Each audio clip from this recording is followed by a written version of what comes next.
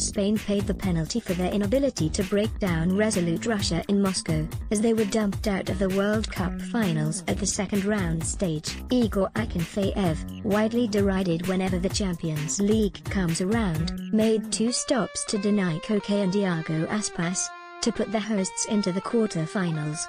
The sides had traded first-half goals, Sergei Ignashevich putting into his own net before Artem Dzyuba leveled from the spot. La Roja dominated throughout but simply lacked anything remotely approaching a killer instinct and, after Akinfeev's heroics, was sent packing following a turbulent 3 weeks.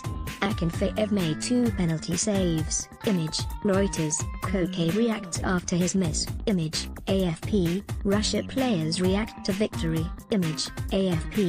Spain started well, dictating possession and dominating the game when the opening goal arrived, via the heel of Sergei Ignashevich as he attempted to wrestle Sergio Ramos to the floor at a set piece.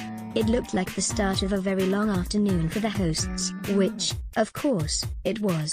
Ignashevich wrestles down Ramos and scores an own goal. Image, AFP. Sergio Ramos celebrates. Image, AFP. But while Spain continued to pass and pass and pass some more, the Russians stood their ground and didn't allow themselves to be picked apart.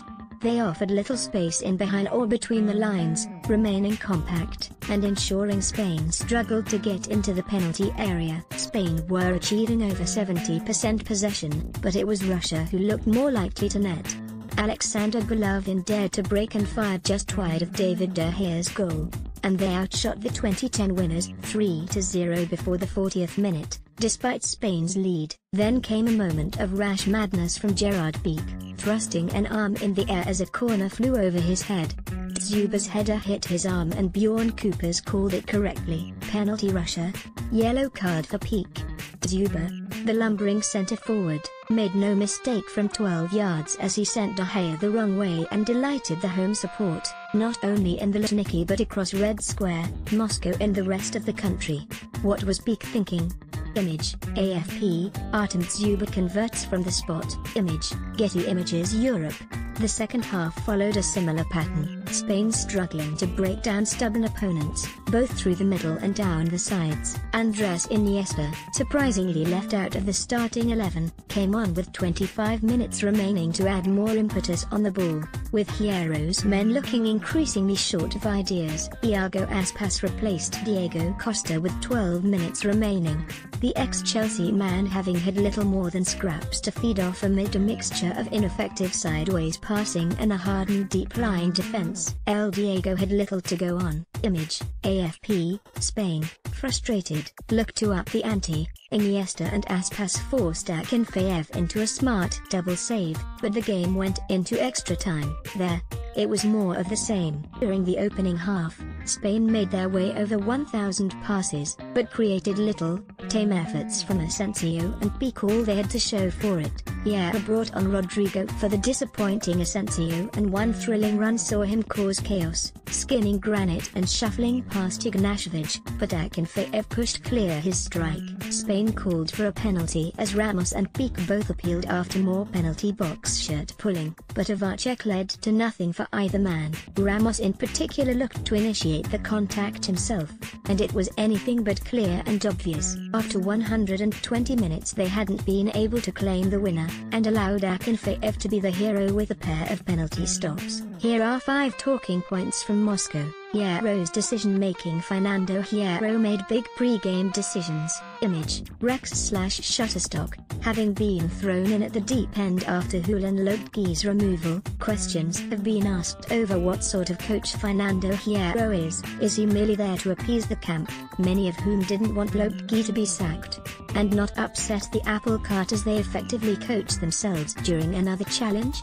Or was he brought in to stamp his own authority on the team, to be bold and make decisions, to grab the bull by the horns and really take the lead? After the draw with Morocco, where they were under par for long spells, this seemed like proof that Hierro has designs on being the latter. Andres Iniesta, hero of the 2010 final, was dropped, with Marcos Asensio coming in, while Thiago Alcantara also lost his place for the more durable Koke. Iniesta's Spain career looks over now. Image, 2018 Getty Images.